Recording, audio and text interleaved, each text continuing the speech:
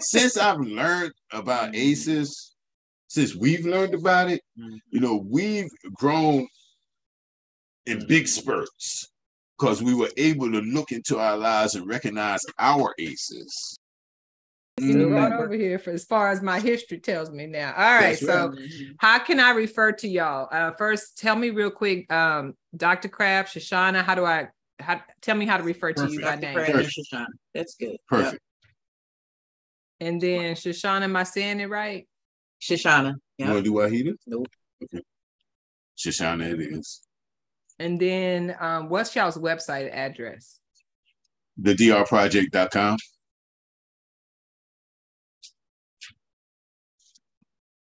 Try to keep it simple as possible. That's simple enough. ABC 1, 2, 3. Y'all ready? Right. Yes. Got my microphone all over here. Testing 1, 2, 3. We about to go live with Dr. Crabb and Miss Shoshana Alford. Is that okay? Go by Alford. You all have used your platform, and you loud about it too. I'm talking about you loud about it. You be having all kind of guests on your show, raising all kind of awareness, and I'm not going to spoil that yet. I'm not going to tell people the type of awareness you're raising because I'm going to let you do the honors. Okay. But before y'all introduce yourself, I'd like to start off by asking, what do you want for the person that you are about to introduce? Because I'm going to ask you, just tell the people who you are. What does that person want? And I hope that is the most profound question you've heard all month long. And if not, I hope it's in the top 10. So you're about to tell the audience who you are. I already know that you're a knowledge philanthropist for ACEs Matter and all of these long list of things that you've done to contribute to our program. But you're going to tell us who you are. And Shoshana, you're going to tell us who you are. But before you do, tell us, what do you want?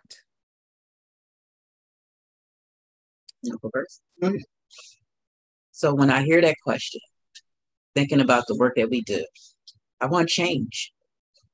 And I know we hear, wanting to change, but if you don't have that yearning to want to change in whatever aspect it is, then of course for our rights, I'll just sum it up as that I want change.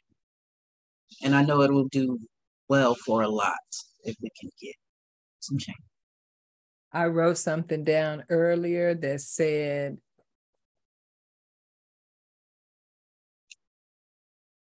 imagination has no rules.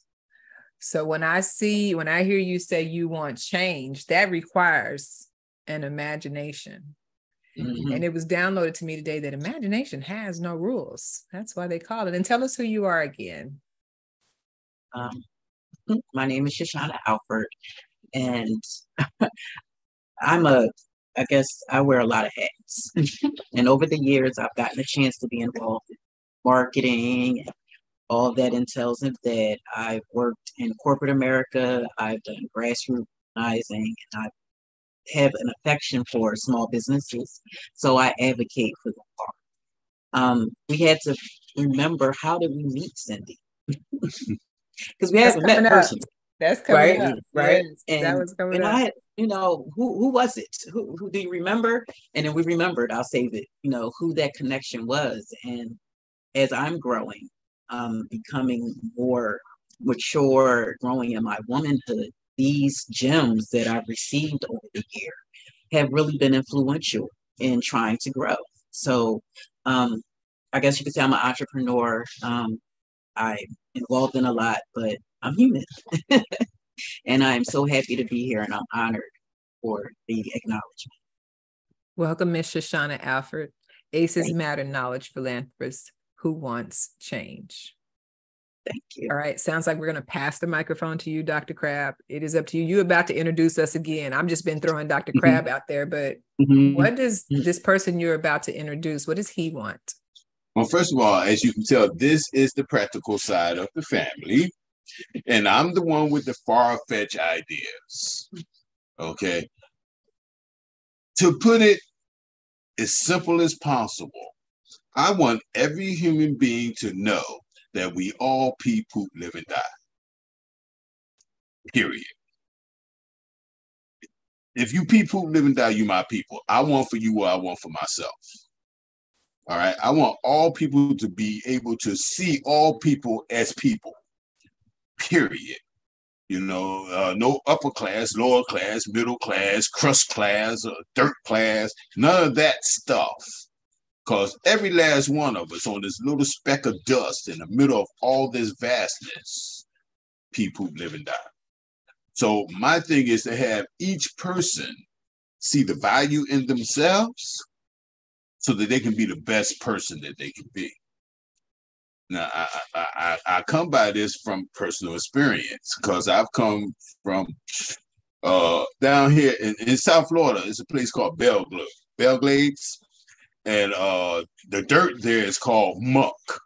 I don't know if you're familiar with the term, but muck is different than mud because when you step in mud and you lift your foot out of it, say it's a foot deep, you can slosh up out of mud. But muck pulls you back down. And I come from the muck.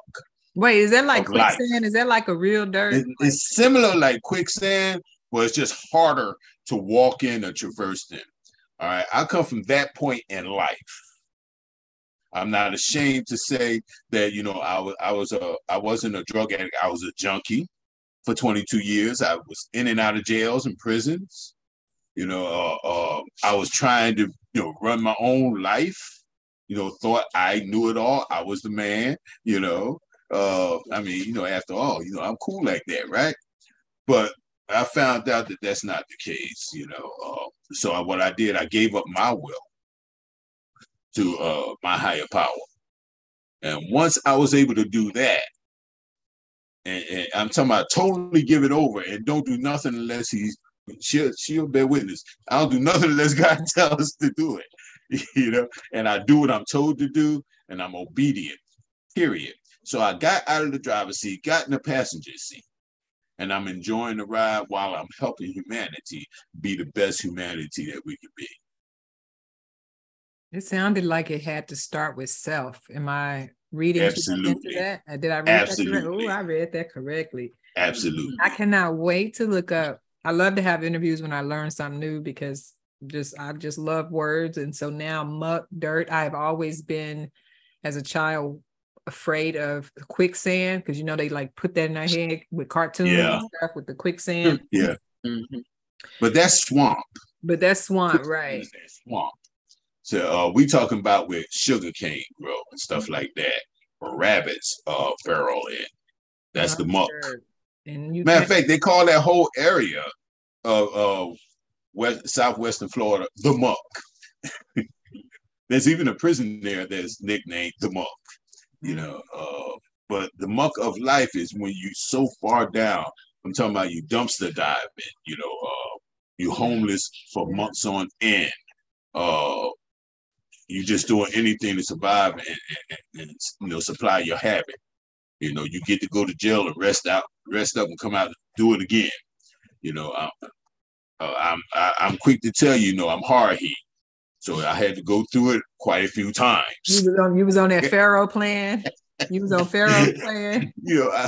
I came to jail. Hey, Crabb, welcome home. Come on, get that jumpsuit. They need sandwiches and water over there. Yeah. You was on that hard-headed like Pharaoh plan. You kept bumping your head 10 times. Yes, all of the 90s was like that.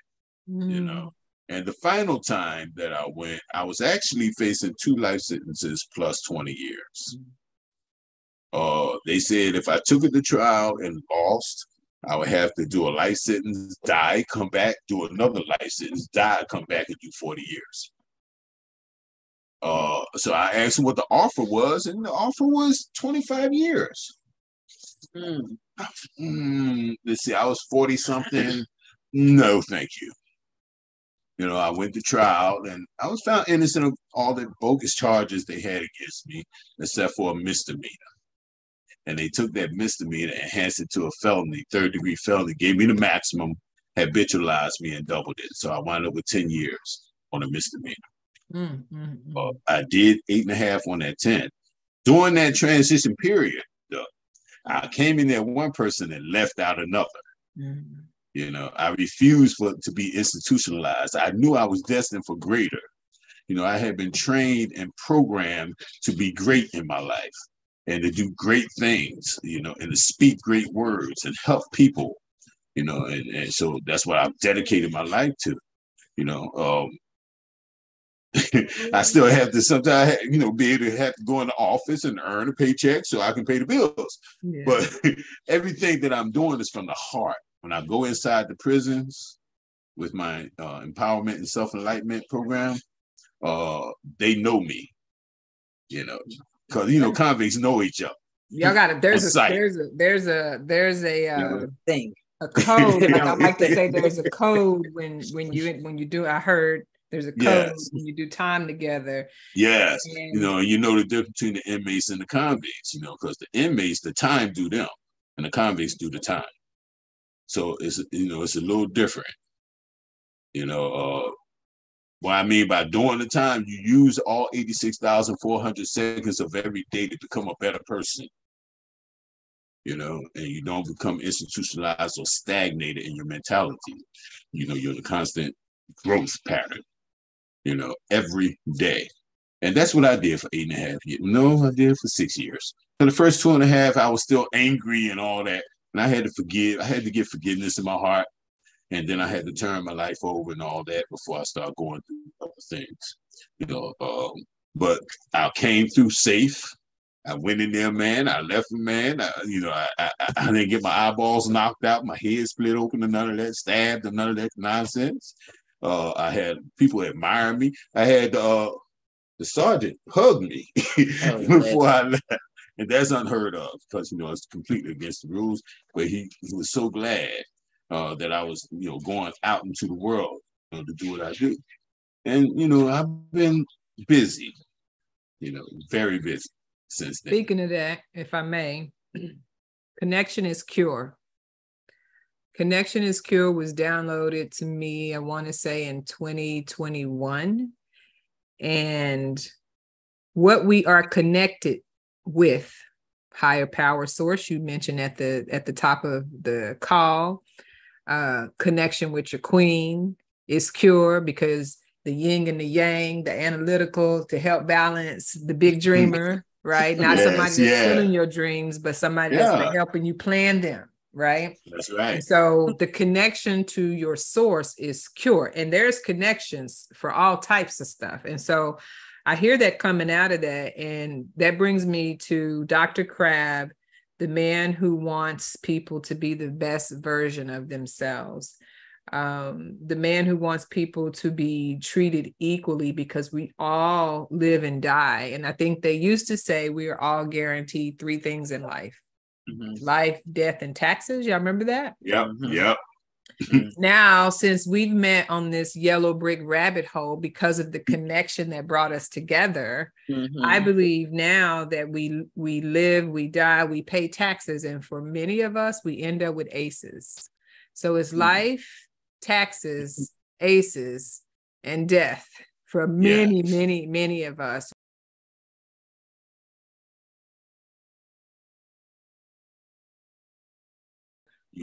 To give you an example, when I hear you talking about your experience with the corporation of the prison system, which is a corporation, it is a corporate government run. Many are privately funded and make lots and lots of money to keep one of the biggest businesses in the country. Adverse childhood scores locked up. So there are corporations that make lots and lots of money off of people with adverse childhood experiences. Okay. And there's corporations that try to help people too. So when you think about these are actually 10 different ACEs.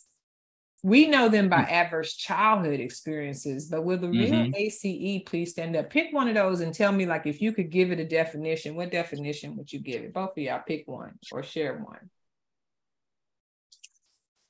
For me, I'm going to say community.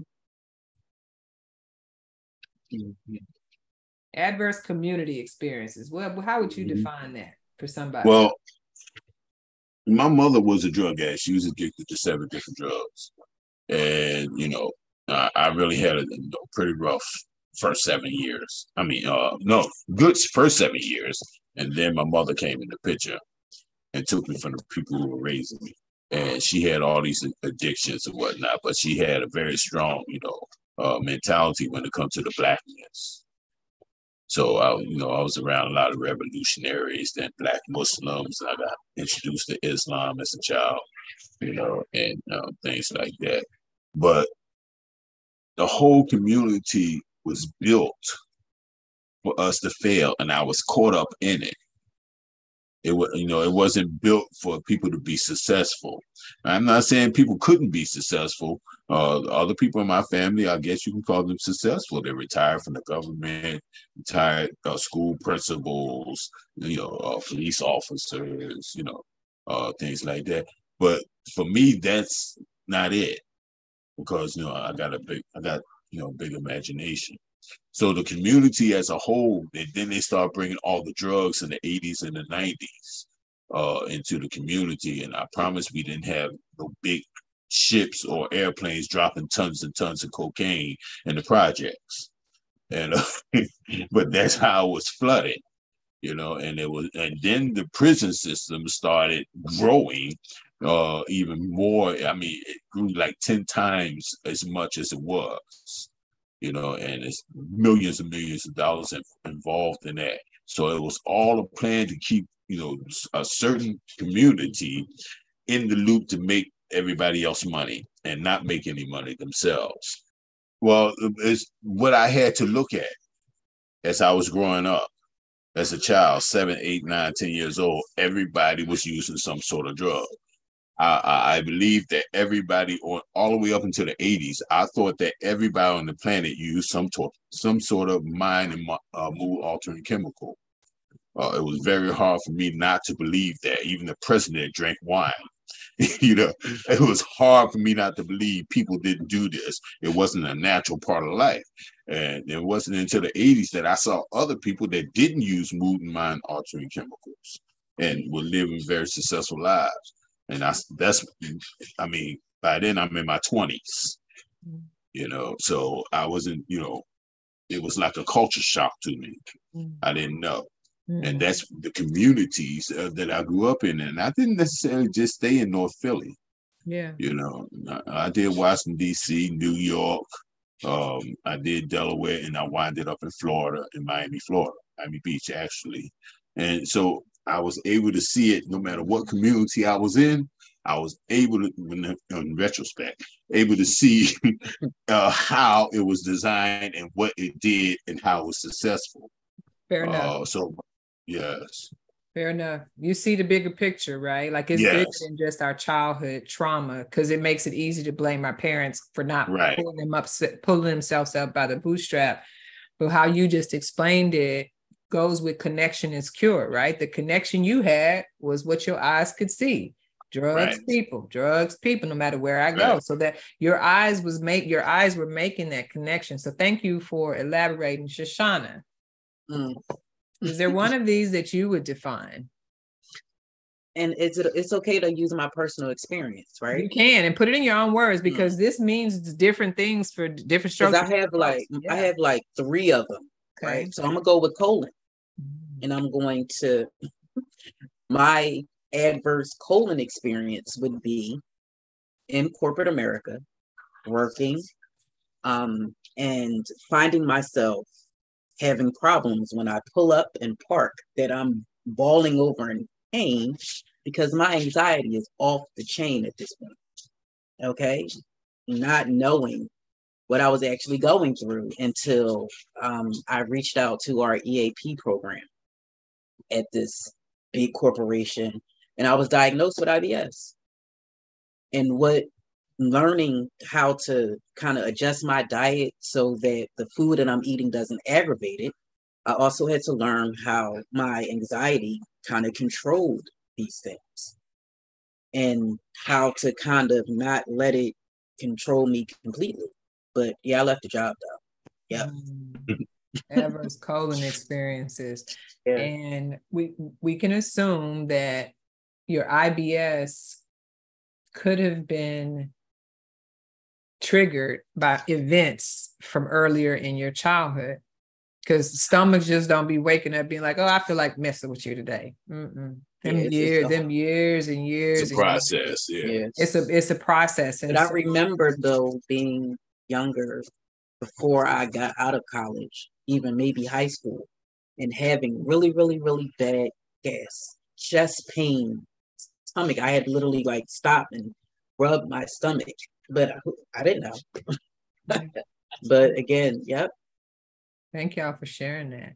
Tell me, we're going to switch gears. We're going to get our brains to switch gears because I think we're educating the public on more than just adverse childhood experiences. We are putting faces behind the ACEs. I think that's what y'all are doing. And I want to say thank you from the bottom of my heart as somebody who not only has been connected to ACEs Matter to me through Shakila Roberts, who's our meditation person and our reacher, which then sparked a new connection with Keisha Mason Campbell of Virginia, who talks about boundaries and just the whole prison connection and how her brother's in the prison system and your mentorship of Keisha. So connection is truly cure to not only healing from our ACEs, but then educating ourselves, as you somewhat put, but I'm putting it in my own words, like to be our best version of ourselves, we have to continue to renew our minds. And so when you were in prison, you were forced at some point by a higher power to renew your mind before you got back out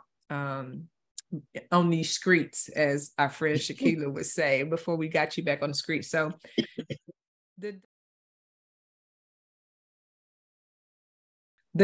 tell us what the Doctor Project's mission is, if you can elaborate on that, and then tell the people what you want for the Doctor Project.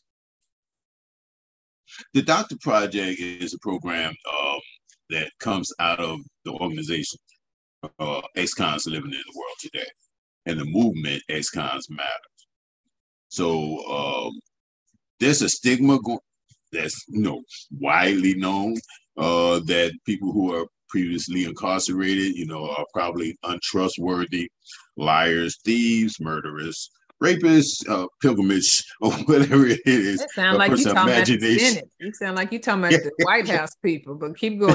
But whatever a person's imagination of a person has been incarcerated, regardless if they went in there for an empty crack baggie or if they went in there for murder, they're still thought about the same way. I'm trying to erase that stigma and give people who's formerly incarcerated the same grounds, even though they're starting off fresh, the same grounds that every other citizen that pays taxes in this country has. Without the stigma, without the background checks, without any emancipation papers, aka restoration of rights papers, because slavery is real in America today legally, but people are not aware of it. In my state, there are 1.8 million people who are formerly incarcerated, walking in the community, and the community is not aware that these people who think different, act different, feel different, going through different things, mental health issues, financial troubles, physical health issues, all this is going through these 1.8 million people minds, that they can't get the jobs, they can't move in that condominium, they can't move in that gated community because they were formerly incarcerated. And it causes, these people to think different and act different and feel different, but society is not even aware that almost 2 million people is walking around and thinking like this. So I want to level the ground so that these people have the same people. I'm speaking to myself because I'm an ex-convict living in the world today. So have the same grounds. When I went to go get my licensing, I passed the state tests and for health insurance and life insurance, and they said, no, we're not going to give you a license because you are incarcerated. Well, maybe in 50 years after you finish your qualifying period. Right. Or maybe adverse corporation experiences, they not catching up, right? But in the meantime, I'm a customer service specialist. I'm one of the top salesmen in the health insurance business. I teach sales, things, but they don't care anything about any of that. I was incarcerated, so that can be discouraging. But my dream, that for me, that was just another process in the evolution. It wasn't discouraging. I don't see things as discouraging anymore because I know the end game. So nothing discourages me like that. It get a little hairy sometimes. Yeah. Health insurance was his baby. That was his baby. I mean, if a person, a human being, that has the motivation, the skill sets, even if he doesn't have the knowledge, he can seek out the knowledge to pursue any passion, any dream that he can in this country. It will be better for this country. Yeah. Yeah. It'll be better for the communities. It'll be better for the families, and it'll be better for the country. Period. That's all I want. You know, that's all I want. Why don't we do this? I want people to support the drproject.com. And I know that is your nonprofit arm, or is the drproject.com, is that the nonprofit arm of the business? That's my website. There are many things. It's not a not-for-profit, it's an LLC. Okay. But it's Transcontinental Society. Right, it's Transcontinental Society. Right. Limited Productions. I'm going to drop that in there because whoever sees this, I want them to support your cause as well. I know that you have a way where people can donate. They can sign up to have you come speak about your experience. Absolutely. All that's on the website. So many people could benefit from hearing your voice, your experience, both of y'all. Whoever decides to take the mic, I think both of you have a ton of value to add to the conversation. And if there was one thing you could tell the audience before we sign off about the knowledge you've acquired since hearing about adverse childhood experiences, what would you want the audience to know? Just briefly, like you learned about adverse childhood experiences. I'm going to put this in with, because, you know, my life is wrapped around. I am dedicated to the upliftment of humanity. So I had to come up with something that nobody else is doing. And we came up with the psychology of a successful return. Now, this is available on, you know, Apple Play, Google Play, all that. It's an app, it's free, no in-app purchases. But what it does is shows you how to look at things in a different light than what we've been taught. And it makes very much sense once you hear it and see it, you know. But the psychology of a successful return is not just for people who are coming out of incarceration. It's for people who's coming out of divorce, people who's coming out of unemployment, people who's coming out of mourning for someone they lost, people who's coming out of bankruptcy, people who's coming out of homelessness. It doesn't matter what you're coming out of. The psychology of it is going to get you through it. But if you don't know the psychology of a successful return, you can never get through it. I promise you that. I can't wait. That's exciting. That's an exciting gift to share. So I'll, during at some point, I'm gonna get the link to that because I want to put that in the thing. That is so, I'm excited. We're not gonna give any more teasers away. We're gonna get people to follow the drproject.com where they can get an abundance of information. And I'm interested in the psychology of a successful return from an ACEs standpoint. Like when you find out you got ACEs, how do you overcome or work with or live within your ACEs because they're a part of your story forever? And then it becomes individualized. Yeah, I like this. Okay. It becomes individualized, something that only you know about you. Yeah. That nobody else except for the creator and you know. I like. See, that's the psychology of successful return. You got to really, really, really dig, you know, and put safeguards on you and have information. You know? One of my friends calls it, we got to get our ego together because we etch out God, etching God out. Our ego is etching God out. And I was like, wow. I can kind of get that, etching God out. We got to get out our head. You know, I'm going to run with that deal. So I got to be somebody else. I don't even know. But Shoshana, any last words for the audience from you? What would you like the audience to know? All right. So really got to get in tune with you. If it's meditating, whatever it is that's going to get you to dive within yourself, like we started to, do shadow work, things that you don't necessarily just wake up and say, let's do it. I was able to pick up on things from other people that helped me individually to the point where, look, bro, I can't do much for you. I want to, but I will do us a disservice to knowing that it's important in life as an individual or with someone to get in tune with yourself and learn what you've experienced. You can actually overcome it, but you have to recognize it order to get to that point, that knowing that those experiences from your childhood actually can help grow you as soon as you acknowledge it. It's a little bit of acknowledgement of that, get you a long way. And you can definitely come through it. Hashtag shadow work. Yeah. Hashtag shadow work. I think the way that it works is when you are facing the sun, your shadow is behind you, right? And when the sun is at your back, your shadow is in front of you. So face the light, turn to the light, and leave your shadow behind you, honey. All right, there we go. Here we go. Woo, we did some science lessons. Now, as a couple, shadow work is oh my God, you know, togetherness, because you had to be able to drop the ego, become vulnerable enough for somebody to see all you and all your weakness. And as a couple, it's extraordinary to do shadow work. I mean, it's so rewarding. I hold space for that. Thank you, Dr. Crabb, Shoshana Alford, y'all, for being our ACEs Matter philanthropists for the month of July. This is shadow work is our independence, baby. That is our Independence Day. This could not be a better Independence Day than doing our shadow work, because that's freedom. That's right. That's right. Yes. All right. That's right.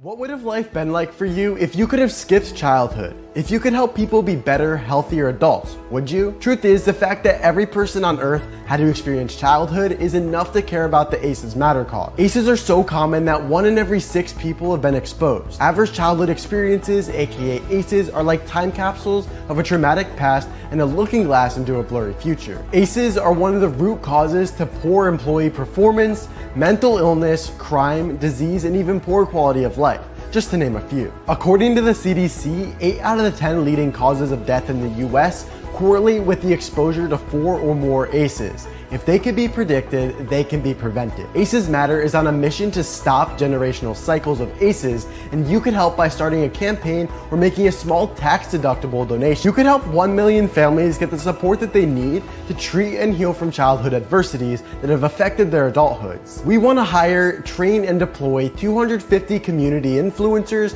by the end of 2025. Our goal is to raise $1.3 million in order to begin with operations for this initiative. Donations would go towards mobile deployment of trained trauma professionals, community outreach, and door-to-door awareness. Get involved, see the results, save a life, and repeat. Visit acesmatter.org to learn more. Let's be real, we need to heal.